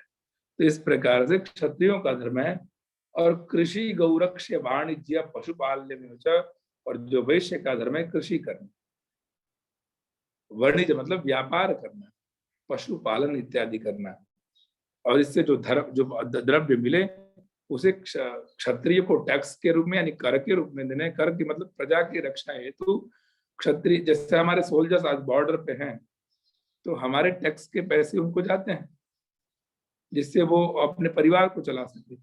लेकिन वो भी तो अपना धर्म निभा रहे हैं कि वो लोग अपने धर्म से के लिए वहां खड़े हैं, तो उनके यहाँ भोजन की व्यवस्था तो होनी चाहिए ना। तो इसलिए, और ब्राह्मण जो है आपके लिए ग्रंथ देख के आपको कैसे जीना है, कैसे रहना है, कैसे आपके आचार विचार का पालन हो, पुरोहित शब्द बन के, मतलब पुरः एनम दधाति पुरोहितः, पुरः अग्रे स्थित्वा कल्याण भावा यह करोति सह पुरोहितः, मतलब आपके आगे, घर के आगे आगे चल के आपको मार्गदर्शन करता है ब्राह्मण। तो इन दोनों का भी तो चलना चाहिए। तो वैश्य का कर्तव्य बनता है कि ये सबसे जो धन कमाए उन धन को इन दोनों को दे, और जो तुरीय वर्ण है, जो चौथा वर्ण है, से उसका धर्म ही है कि हम सेवा भाव करना, क्योंकि वो अध्ययन करता नहीं है और छात्रत्व धर्म लाता नहीं है। तो तो उसको कौन सा धर्म करना चाहिए? तो सेवा का भाव होना चाहिए, और सेवा ही परमो धर्मः। सेवा को सामान्य धर्म नहीं कहा गया है। हम लोग डिस्क्रिमिनेट करते हैं कि अरे ये ऐसा है, तो डिस्क्रिमिनेशन नहीं है, समझिए बातों को। जो जिस अगर कोई अध्ययन नहीं किया है उसको हम अध्यापक तो नहीं बना सकते हैं, हम डिस्क्रिमिनेट नहीं कर रहे हैं, लेकिन जो जिसमें योग्यता है उसी योग्यता। अब हम ऑफिस में जाते हैं, ऑफिस में कोई, अब लोगों का आक्षेप होता है कि ऋषियों ने गलत तरीके से इस तरह का विभाजन किया। ये आपत्ति है, शास्त्रार्थ का ही एक आपत्ति है कि ऐसा आपत्ति लोग देते हैं। तो ये बताइए, जब हम एक ऑफिस में जॉब करते हैं, वहां कोई धर्म की बात नहीं कही जा रही, वहां ऐसा कुछ भी नहीं कहा जाता, फिर भी जब एक सीईओ होता है और एक पियून होता है उसी ऑफिस में, ऐसे बहुत सारे पद होते हैं जो पद एक दूसरे से ऊपर नीचे ऊपर नीचे ऊपर नीचे, तो और फॉलो अप में बहुत अच्छा होता है, यस सर जैसा जी सर करके होते हैं, तो वहां पे कोई दोष नहीं। तो वहां पे ज्ञान के बल पे वहां पे ऐसा होता है कि उन्होंने ये पढ़ाई की और ये पढ़ाई करके उन्होंने ये स्थान प्राप्त किया। पियून ने कुछ पढ़ाई नहीं की, नॉर्मली कुछ ऐसे पढ़ा और उसको पियून की नौकरी दी गई, गार्ड की नौकरी दी। तो उसी प्रकार ये धर्म का भी भगवान श्री कृष्ण ने चातुर्वर्ण्य मया सृष्टम गुण कर्म विभाग सह, गुण कर्म के द्वारा उन्होंने विभाजित किया कि अमुक व्यक्ति जो है उसको ये धर्म है। ब्राह्मणों ने, देखिए सामान्य बात मैं करता हूं कि लोग कहते हैं कि ब्राह्मण ने अपने लिए, हेलो मेरी ध्वनि आ रही है? हाँ आ रहे क्यों आ रहे? You are okay, go ahead. हाँ, सामान्य बात हमको क्या कहते हैं लोग कि ब्राह्मणों ने अपने धर्म जीविका के लिए ऐसा कर दिया। ऐसा हम ये सामान्य, हम किसी जाति विशेष को नहीं कह रहे हैं, लेकिन जो प्रश्न आप लोग के मन में भी है, आप लोग सनातन धर्म को पढ़ रहे हैं और लोग कहेंगे कि आपको ऐसे पढ़ाया गया, तो इसलिए मैं इस सब बातों को रख रहा हूँ कि आपत्ति क्या आने वाली है। हम किसी शंका का समाधान तभी करते हैं कि जब हम कोई प्रश्न करें। तो इसलिए बृहस्पति ऋषि ने देवताओं को मजबूत बनाने के लिए स्वयं से एक दर्शन बना दिया, ताकि देवता विषयों को तो जाने। हम जो चारों वर्णों में हैं अलग अलग नहीं है, हम लोग एक बंच की तरह हैं कि मतलब एकदम मुट्ठी ऐसी होनी चाहिए सबके, लेकिन कार्य अलग अलग, कार्य अलग अलग बांट दिए कि तुम बेटा ये कार्य करो। एक ही पिता के 4 लड़के, उन चारों लड़कों को 4 कार्य बांट दिया गया। एक और आक्षेप होता है, ये बताइए विवाह होता है, सामान्य बात होता है, अगर ब्राह्मण चाहता तो विवाह में कहता कि हम बस आएंगे और पूजा कराएंगे, पूरा लेके चला जाएंगे। ऐसा ब्राह्मण ने नहीं किया, क्योंकि दोनों पक्ष ब्राह्मण के पास जाते हैं कि पंडित जी कैसे शादी कराए। तो ब्राह्मण क्या बोलता है कि मिट्टी के बर्तन चाहिए उसको। तो मिट्टी का बर्तन कौन बनाता है? कुम्हार। तो कुम्हार के घर जाते हैं और उसके घर से हमें पंडित जी ने इतना बर्तन लिखा है मिट्टी के, वो दिया, वो कसोरा, वो दिया लगाने के लिए, वो मिट्टी का घड़ा, तो वहां जाके वो मिट्टी वो लेके आते हैं। फिर बोलते हैं कि जो वस्त्र है, वस्त्र को गंगा नदी में वस्त्र साफ करके तब लाके पहनना। तब पहले की प्रक्रिया ऐसी ही थी। अभी तो नए नए वस्त्र प्रतिदिन लोग खरीद रहे हैं, तो कौन करेगा? तो धोबी, उसको भी काम दिया उन्होंने, धोबी को। उसके बाद से चौकीदार, ये जब पूरा कर्म होगा तो इसको रक्षा कौन करेगा? तो रक्षा के लिए उन्होंने इस तरह उन्होंने 10 डिवीजन बनाए कि 10 तो गांव की हर जाति के लिए, हर वर्ण के लिए ब्राह्मण व्यवस्था की और सबको दक्षिणा दे दिए। सबको एक हम शादी करते हैं तो डीजे वाले को पैसा दे देते हैं, जिसको जो पैसा, तब ब्राह्मण से पूछा जाता है कि आपकी क्या दक्षिणा हुई, तो बोलते हैं यथाशक्ति करिए, यथा योग्यम तथा कुरु। तो उन्होंने वो जो देते और फिर वो आराम से वो लेके जाते। इस तरह ब्राह्मण जो है वो सभी वर्णों को एक साथ लेके चलने के लिए कहता है। कभी उसने स्वयं की उत्थान नहीं किया। आप देखते हैं चैप्टर होता है गरीब ब्राह्मण, आजकल के चैप्टर पढ़ाया जाता है ना स्कूल्स में कि पुअर ब्राह्मण। क्या ब्राह्मण अमीर नहीं होता है? ब्राह्मण भाई उसकी वाणी है, उसकी वाणी से तो है ना, धन और मर्सिडीज बेंज ये सब नहीं है, लेकिन धन तो है, उसके बाद वाणी तो है, विद्या तो है, विद्या का वो व्यक्ति है। धनी तो वैश्य को होना है। तो इस प्रकार से जो आक्षेप होते हैं, तो उन आक्षेप को अब देखिए, हम एक याग करते हैं, याग मतलब यज्ञ करते हैं। तो यज्ञ जब करते हैं तो हम सबसे पहले किसको निमंत्रण देते हैं? सबसे पहले हम निमंत्रण ब्राह्मण के यहाँ जाते हैं और ब्राह्मण को बोलते हैं कि हे भो आचार्य देव, हम एक शतचंडी याग करने वाले हैं और आप हमारे यहाँ आचार्य बनिए। तो क्या बोलता है ब्राह्मण कि धन्यवाद, लेकिन शतचंडी याग में हमें क्या चाहिए? मंडप चाहिए। तो मंडप कौन बनाता है? तो मंडप वही शूद्र वर्ण के लोग मंडप बनाते हैं। फिर बोलता है उसमें हमें थोड़ा डेकोरेशन भी चाहिए, तो माली जो है, माली जो फूल लेके, तो फिर बोलते हैं कि ये मंडप तो बन गया। याग करेंगे तो तिल, जौ, चावल, घी और सामग्री कौन देगा? तो वैश्य देगा। तो वैश्य की घर से ये सब खरीद के आता है। फिर बोलते हैं पूरा बन गया तो रक्षा कौन करेगा? तो अपना जो उस क्षेत्र का जो राजा होता है, उनके यहाँ जाके प्रार्थना करते हैं कि हे राज्य देव, इसके जो है आप यहाँ पे कुछ भी विपत्ति ना आए, इसके लिए अपने 4 परिकरों को भेज दीजिएगा। तो वहां राजा के 4 लोग आके खड़े रहते हैं, यानी आज के जमाने में पुलिस खड़ी रहती है और व्यवस्था बनाई रहती है। और इस प्रकार से ब्राह्मण, क्षत्रिय, वैश्य, और तब ब्राह्मण आता है यज्ञ कराने। तो ये विषय है। तो इन विषयों को इसलिए कहा कि हम बटे ना, हम एक रहें। हम सनातनी हैं, न कि ब्राह्मण क्षत्रिय।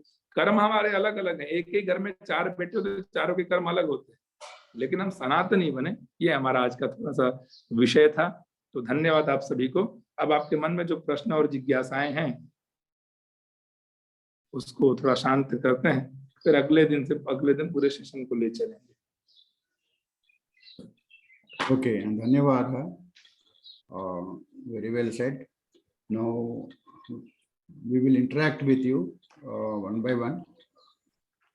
Those who want to ask any doubt, please raise your hand.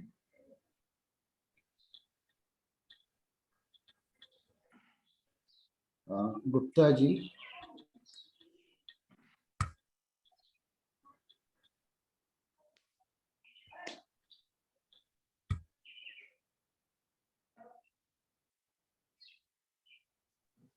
Namaskar Mahoday. We have not read any Veda till now. So which dharma we have to follow? Because there are so many dharmas you have mentioned. Had I read Veda, I know which dharma to follow, whatever is mentioned there. But now I have not read any Veda, and I do not have time to read Veda also. I am 75 years old. So which dharma shall I follow now? हाँ, बहुत सुंदर. So you have to follow first Manushya Dharma, and then after that, whatever Smriti. So the Smriti said like Manu Smriti, Yajnavalkya Smriti. Otherwise, you have to follow whatever the saint, like Shankaracharya said, that you have to follow that dharma is the very good dharma, because you don't have time to read these scriptures and Vedas. So you have to follow Sishta Sadachar Sishtaachara dharma. तो शंकराचार्य जी अथवा जो Saint हैं, अच्छे जो speaker हैं, वो लोग इन विषयों को कहते हैं, उनको सुन के और उसका पालन करेंगे तो वो धर्म है. So is there any book which is explaining the Sishtachara dharma so that we can read it? Yes, 2-3 books are there, like Manusmriti and Apastamba Dharma Sutra and Gautama Dharma Sutra. धन्यवाद.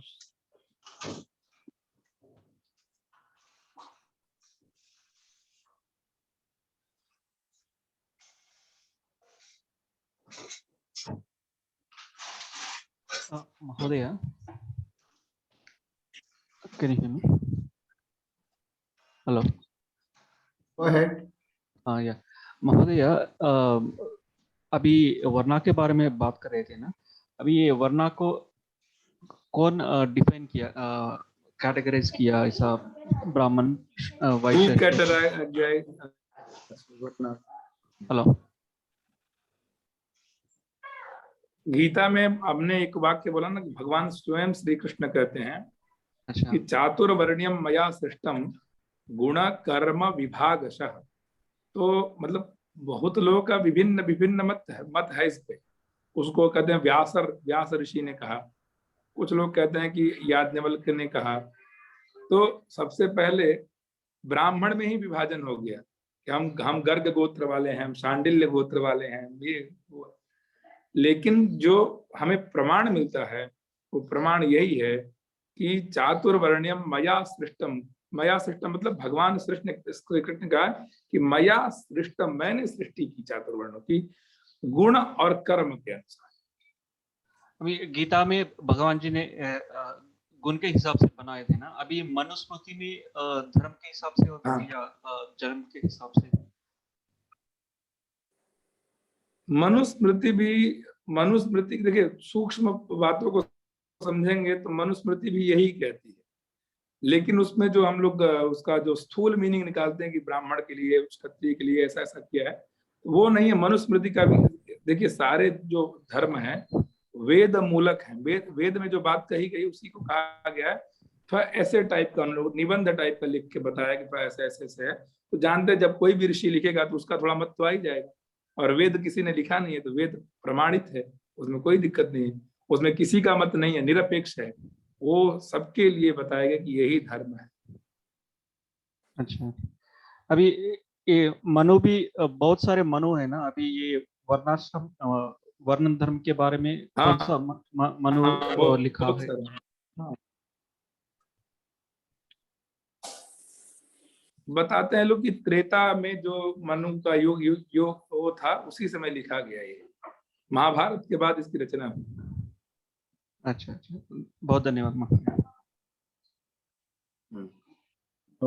Okay, now let's have Vikas ji.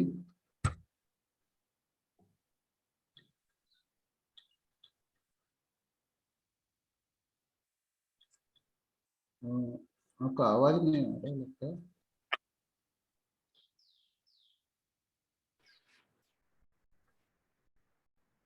Unmute विकास। अगर आवाज नहीं तो question लिख दीजिए, हम तो click कर लेंगे।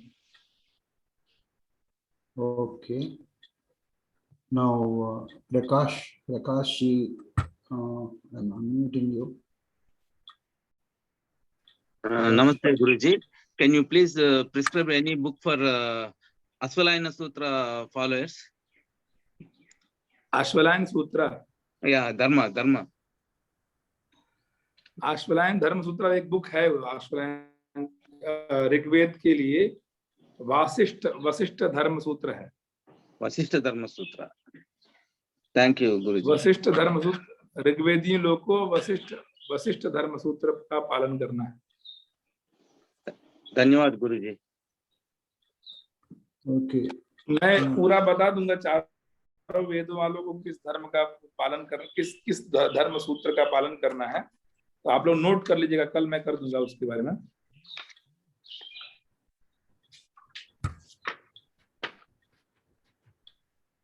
और कोई? Okay, Gupta ji. Mahoday, as per Manu, how varnas are defined and how that definition differs from what is mentioned in Bhagavad Gita. Manu और भगवत गीता का मत आप कह रहे हैं कि अलग अलग है।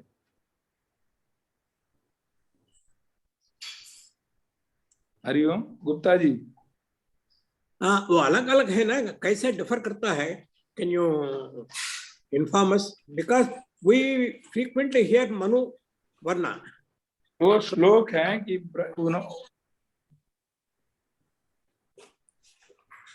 देखिए, मनु ने कहीं नहीं कहा कि ब्राह्मण जो है वो जो है कि ब्राह्मणत्व के बिना ब्राह्मण है। कहीं किसी उसको हम लोग गलत मीनिंग इंटरप्रेट किए हैं मनु की बातों। मनु ने सीधे कहा है कि उनके काल में ब्राह्मणत्व का पालन करता था। ब्राह्मण जो है वेद पढ़ता था, वेदातिरिक्त व्यवहार नहीं करता था, इसलिए उन्होंने उनके काल में जो स्थिति थी वो उन्होंने कहा।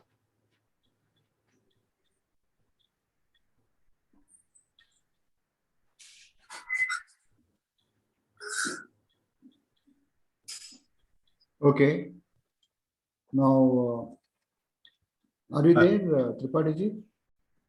Yeah, he'll be just coming. I think he has some problem. Yeah. कि किस धर्म का पालन कैसे किया जाए। तो इसीलिए हम कह रहे हैं कि मनु ने कहा कि उस समय लोग चारों वर्णों का पालन करते थे और ये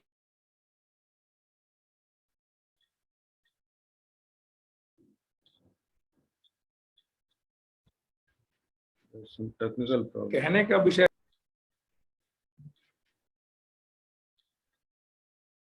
The internet is, I think, giving problem. Yeah. Hello. Wait, Vikas. Okay.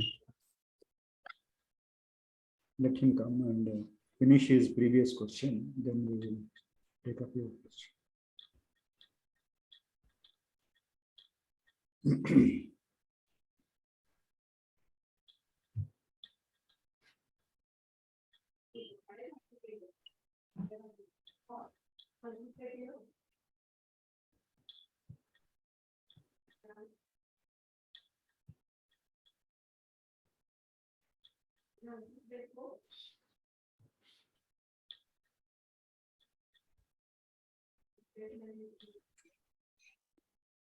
Is Tripathi on the line or is it? No, I think he's not online. Okay, probably just watch out. He may be coming. You have to unmute him. Yes, I made Sorry. him co-host. I've made him co-host. आ गया. Yes. Hello. Yeah, बोलिए. तो देखिए कोई भी वेद है, कोई भी वेद, सभी वेदों में एक धर्म कल्प, हमने कहा कि वेदांग पढ़ना चाहिए, तो वेदांग में कल्प शास्त्र है और कल्प शास्त्र में धर्म सूत्र उसका एक विषय है। तो कहा जाता है कि वेद के बाद ही ये सब आए। तो जब वेद था, वेद की जब परंपरा थी, उसी काल में ये सारी परंपराएं थी। तो ये हम नहीं कह सकते कि मनु ऋषि ने गलत कहा या अमुक ऋषि ने गलत कहा। वो लोग सभी लोग वेद के प्रमाण को अपनी तरह से थोड़ा ढालें, अपनी अपनी भाषा शैली में लिखें, लेकिन वेद के उन्होंने जो कहा वेद में ही कहा है। सार अर्थ हमें समझना, अगर एक एक अर्थ का मीनिंग करेंगे तो आपको समस्या होगी। उन्होंने जो एसेंस कहा है वो यही कहा है कि जो वर्ण धर्म है, वो वर्ण धर्म इसीलिए बनाए गए कि कोई अपना कर्म कर नहीं रहा था, सब लोग कर्म से च्युत हो रहे थे। तो जो जिसका धर्म है उस धर्म का पालन करे, ठीक है। गीता में कि भगवान गीता में उसमें वो इसलिए कहते भगवान तो जब सृष्टि उत्पन्न हुई तभी तो भगवान कहे कि चातुर्वर्ण्यम मया सृष्टम। सृष्टि के बाद तो नहीं कहा उन्होंने, तो सृष्टि से ही चातुर्वर्ण बने हैं। चतुर्वर्णों की जो व्यवस्था सृष्टि से ही है, ठीक है। अपना कर्म भूल रहा था, क्षत्रिय धर्म भूल रहा था, तो क्षत्रिय धर्म याद कराने के लिए उन्होंने बात कही कि क्षत्रिय धर्म ये नहीं कि वो गीता, इसीलिए परम प्रमाण है कि महाभारत के समय डिवीजन हुआ वर्णों का, ऐसा हम नहीं कर सकते हैं। Okay. ठीक है। Thank you. Yeah. Gupta ji, is it okay? Shall we go for next one? Yeah, next one is Vikas. धन्यवाद महोदय। मेरे पहले तो धन्यवाद, बहुत अच्छा बताया आपने। तो कुछ चीजें पूछ रहा हूँ। एक आपने वर्ण धर्म बोला, एक गुण धर्म बोला, और इन दोनों के बीच में आपने एक और धर्म बोला था, कहीं पे मैं मिस कर गया वो। वर्णाश्रम धर्म, एक वर्ण धर्म है, आश्रम धर्म है। अच्छा। एक वर्णाश्रम धर्म है, एक निमित्त धर्म है और एक साधारण धर्म है। 6 विभाग किया गया इसका, मैं बता रहा हूँ एक एक करके। पहला है वर्ण धर्म, दूसरा है आश्रम धर्म, तीसरा है वर्णाश्रम धर्म, चौथा है निमित्त धर्म, पांचवा है साधारण धर्म और राज धर्म। ऐसे करके 6 धर्म। अच्छा।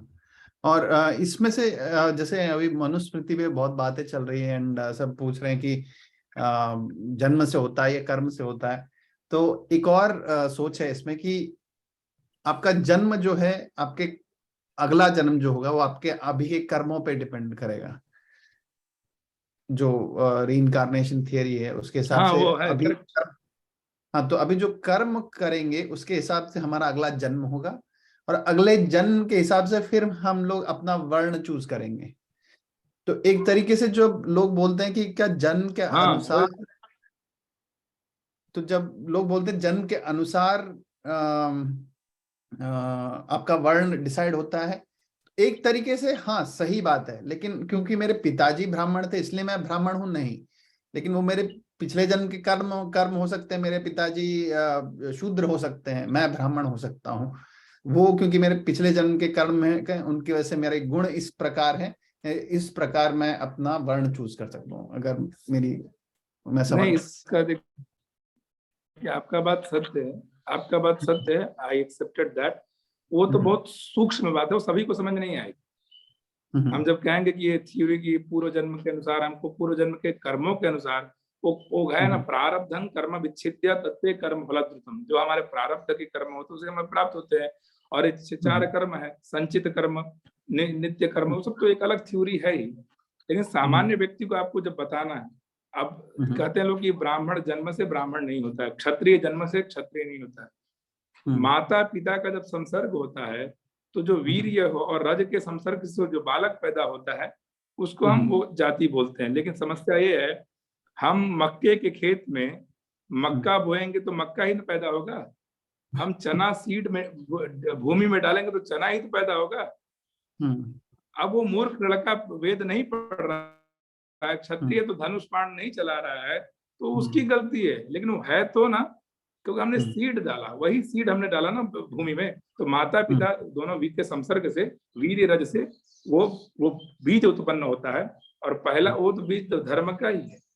अब हमें उसको पढ़ाना या नहीं पढ़ाना वो अलग बात है। तो उसके अंदर आधा धर्म तो है, क्योंकि जन्म से ही पैदा, जब हम चने के खेत में चना डालेंगे तो चना पैदा होगा, मक्का नहीं पैदा हो जाएगा, गेहूं नहीं पैदा हो जाएगा। तो इसलिए ये सामान्य जनमानस को समझने के लिए बात समझनी चाहिए, हमें व्यर्थ टिप्पणी न करके इन विषयों को थोड़ा समझना चाहिए। जी और कोई? धन्यवाद विकास जी, आपका बहुत अच्छा, आपने इन विषयों को समझा, थैंक यू सो मच जी। धन्यवाद, thank you. Okay, Murthy garu, 1 मिनट। ओके, मूर्ति गारू। नमस्ते जी। ये स्त्रियों को भी ये वेद मंत्र नहीं पढ़ना है, गायत्री मंत्र नहीं पढ़ना है, ऐसा है ना? वो लोग भी कौन सा जाति हो वो भी वो सीख सकते हैं, वो पढ़ सकते हैं, ऐसे ही अन्य देखिए मत भी शूद्र लोग भी पढ़ सकते हैं, ये भी मेरा डाउट है।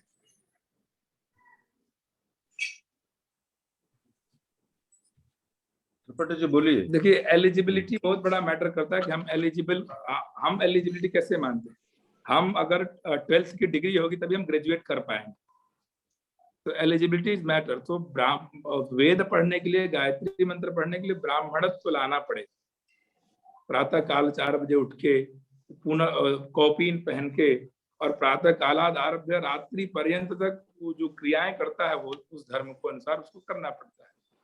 तो एलिजिबल जब होंगे तभी हम उसको पढ़ सकते हैं। और सभी धर्मों के लिए जैसे तीनों वर्णों को पुनल होना, उपनयन होना है, तो सबका गायत्री, सबका मंत्र अलग अलग बनाया गया, सबको जनेऊ होना है, सबको अलग अलग सब बनाया गया है। केवल ब्राह्मण को ही पूरा अधिकार नहीं दिया है। ब्राह्मण तो पूरा करने के बाद थोड़ा से भी मार्ग से भटक जाए तो नरक में जाता है, थोड़ा सा भी उसको अपने धर्म का पालन न करे। अन्य जो जाति विशिष्ट हैं उनको तो कहा गया कि वो जो कर्म है उसी में उसको भगवान मिल जाएंगे, ईश्वर मिल जाएंगे। What is our purpose?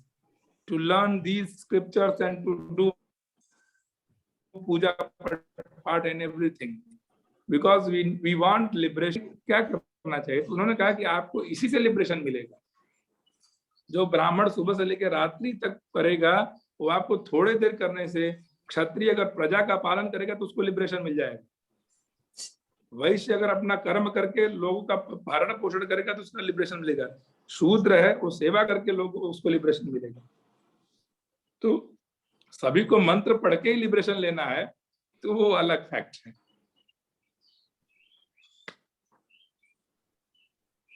स्त्रियों के बारे में कैसे?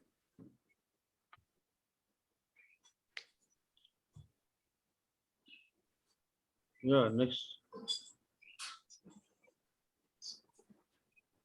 Yeah, Colonel Babu, or Miri, you are muted. Okay, you have to unmute. Yeah. Sorry. Murthy garu, you want to speak? Sorry, Gupta ji, you want to speak again? Yes, please. महोदय, आप मनुस्मृति में जो श्लोक है उसको सुनाए करके थोड़ा एक्सप्लेन कर दीजिए। क्यों है कि ये तो बहुत चिंतन होता है। So people are not understanding exactly what is in Manusmriti. Kindly recite the sloka and give the meaning. Tomorrow हम उस विषय को रखेंगे। अभी आज हम ये चूंकि जो टॉपिक्स कवर करने हैं उन टॉपिक्स को मैं कवर कर रहा हूँ। वर्ण धर्म आज पढ़ा आप लोगों ने, कल वर्णाश्रम धर्म, सब धर्मों को, उसके बाद स्मृतियों के, ये कई मनुस्मृति नहीं है, 40 स्मृतियां हैं। 40 के बारे में थोड़ा ब्रीफ थोड़ा बता दूंगा। श्लोक रिसाइट करने से कुछ नहीं कर। मनु ने कहा यह कश्चित कस्यचित धर्म मनुना परिकीर्तितः सर्व वेद सर्वोभीते लोके सर्व ज्ञानमयो हि सः। मतलब वेद में सभी तरह का ज्ञान पड़ा है। यह कश्चित, और बोलते हैं प्रत्यक्षेणानुमित्या वा यस्तुपायो न विद्यते एनम विदन्ति वेदेन तस्माद् वेदस्य वेदता। क्यों वेद को मानेंगे? कि वेद जो है किसी और की अपेक्षा नहीं करता है। उसमें सभी शास्त्र हैं, वैदिक मैथमेटिक्स, वैदिक फिलोसफी, जूलॉजी, बॉटनी, सब कुछ उसमें है। इसलिए वो किसी की अपेक्षा नहीं करता है कि हमको जूलॉजी सीखने के लिए वेद जानना है। ओके, ठीक है, थैंक यू सो मच। आज का यहीं पे कर दो। कल, क्योंकि श्लोक बोलने से वो मनुस्मृति को नहीं जान जाएंगे। मनुस्मृति 12 अध्याय का है। एक श्लोक बोलने से मनुस्मृति का ज्ञान नहीं हो जाएगा। हम उसके पॉइंट्स को समझ सकते हैं कि जो, जैसे हमने क्या किया, इन सारी स्मृतियों में 3 डिवीजन किया है। आपको समझ में आएगा। ये सारी स्मृतियों में एक आचार अध्याय, दूसरा व्यवहार अध्याय और तीसरा प्रायश्चित अध्याय। ये सभी स्मृतियों में इन बातों को कहा गया है। कितने प्रकार के विवाह होते हैं, कितने प्रकार के पुत्र होते हैं, ये सब बातें अभी पढ़ाएंगे आगे कल की कक्षा में। Okay. Radhe Shyam Mishra ji, you want to ask any question or you want to wait for tomorrow? जी गुरु जी प्रणाम। प्रणाम। हाँ गुरु जी, कहीं शास्त्रों में कहा गया है कि शूद्रों को वेद नहीं पढ़ना चाहिए, और कहीं होता तो उनके कानों में जो है पिघला शीशा डालने की बात कही गई है। पिघला हुआ शीशा डाल देना चाहिए, ऐसा मैंने कहीं पढ़ा और सुना है। इसमें क्या सत्यता है? और दूसरा प्रश्न मेरा है कि क्या स्त्रियां वेद पाठ कर सकती हैं और गायत्री मंत्र का पाठ कर सकती है कि नहीं कर सकती है? बहुत सुंदर। आज का डिबेट से यही सब है। आज की जो पद्धति में जो पढ़ते हैं, इन्हीं विषय बात तो बता दो स्पष्ट रूप से, क्यों शूद्र को वेद पढ़ना वर्जित किया गया है। शूद्र जो है सेवा करता है, और जो उसको जो धर्म है, जो ब्राह्मण के धर्म है, यज्ञोपवीत का संस्कार होता है। संस्कार के बाद सविता उपदेश होता है। उपदेश होने के बाद जैसे एलिजिबिलिटी है, हम 12 पढ़ेंगे तभी हम ग्रेजुएट में जाएंगे। तो उस, और तो वो ऐसे कर्म करता है जिसे वो वेद की पुस्तक को नहीं छू सकता है। अब हम बाथरूम में जाके तो पूजा नहीं कर सकते हैं ना, बाथरूम में बैठ के।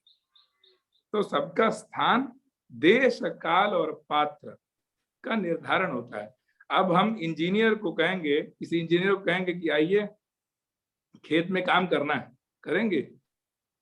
वो मतलब वो कैसे मक्के को लगाना है, वो किसी एग्रीकल्चर के विद्वान को बुलाना पड़ेगा ना।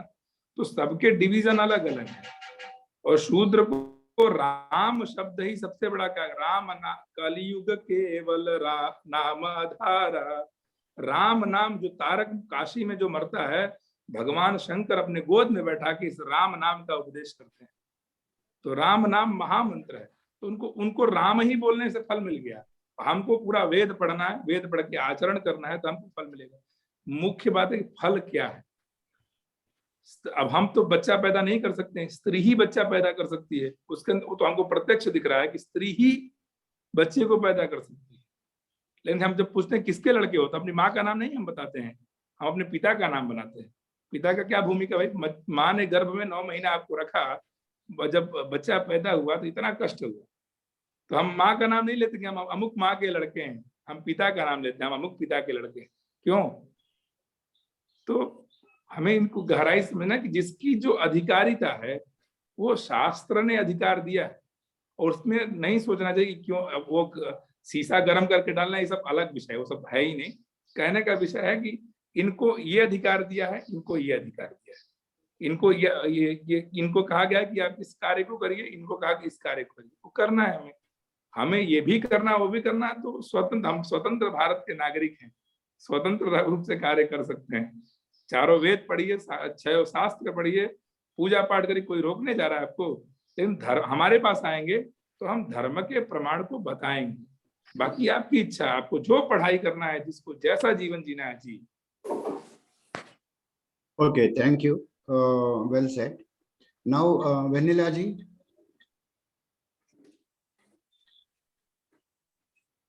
नमस्कार गुरुजी। Go ahead. अच्छा जी जी बोलिए बोलिए। नमस्कार गुरुजी। एक्चुअली आपने जो जितने विस्तार से बताया बहुत ही अच्छा लगा, पर लेकिन मुझे ये शंका में आ गई क्योंकि मेरे दोनों बच्चे फौज में हैं, जन्मतः वो ब्राह्मण हैं, पर लेकिन कर्मतः वो क्षत्रिय का काम कर रहे हैं, तो वो कौन सा धर्म निभाना है उनको? अभी आपने कहा है कि अगर ब्राह्मण ये सब नहीं करेंगे तो उनका ये होता है। नहीं, आपने शास्त्र अनुसार ही बताए हैं। अभी ऐसा सोचेंगे तो फिर मैं क्या उनको सलाह दूं, क्या उसमें नहीं बता रहा हूँ। देखिए, हमने पहले कहा कि सबसे पहले मनुष्य धर्म है। मनुष्य क्या है कि परोपकार करना सबसे बड़ा पुण्य है, और पाप करना सबसे बड़ा दुख देना सबसे बड़ा पाप है। तो सबसे पहले मनुष्य धर्म निभाना है। मनुष्य धर्म का हमको अब वर्ण धर्म निभाना है। हम किस पर? ब्राह्मण धर्म है। तो ब्राह्मण का धर्म क्या है? तो पूरा धर्म नहीं निभा पाएंगे, तो जितना धर्म है उतना ही निभाएं। और क्षत्रिय, हम देश के लिए अगर सीमा पे खड़े हैं तो क्षत्रिय धर्म है। 60 वर्ष तक जब तक हमारी नौकरी है तब तक हम क्षत्रिय धर्म निभाएंगे। नौकरी के बाद हम पुनः ब्राह्मण बनने का, ब्राह्मण के जो धर्म है उसको निभाएंगे। क्योंकि हमें अर्थ भी कमाना है, देश भी चलाना है, और सभी चीजें करनी है। हमको पहले की तरह नहीं कर सकते हैं। पहले वो काम वही लोग करते थे, अभी हमको थोड़ा बदलना पड़ेगा, थोड़ा चेंजेस लाने पड़ेंगे।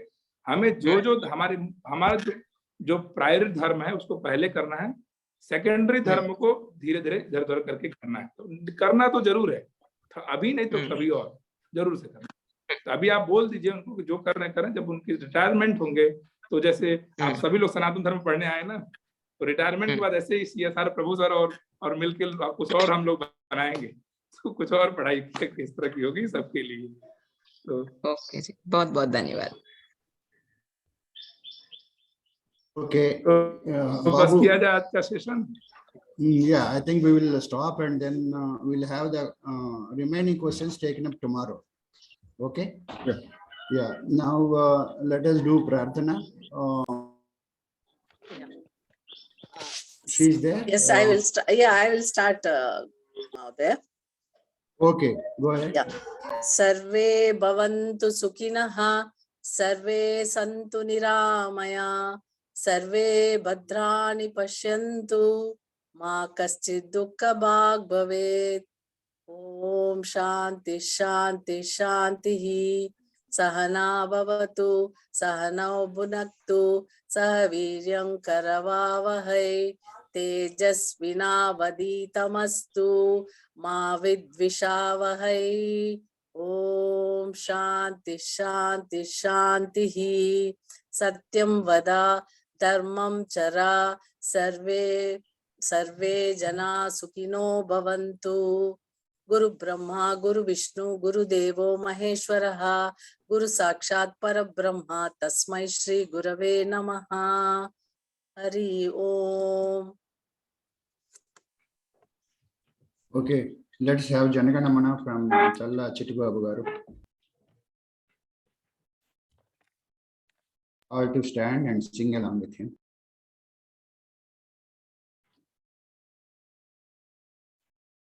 जनगण मन अधिनायक जय हे भारत भाग्य विधाता। पंजाब सिंधु गुजरात मराठा द्राविड़ उत्कल बंगा। विंध्य हिमाचल यमुना गंगा उज्ज्वल जलधि तरंगा। तव शुभ नामे जागे तव शुभ आशीष मांगे। गाहे तव जय गाथा जनगण मंगलदायक जय हे भारत भाग्य विधाता। जय हे जय हे जय हे जय जय जय जय हे। जय हिंद जय हिंद।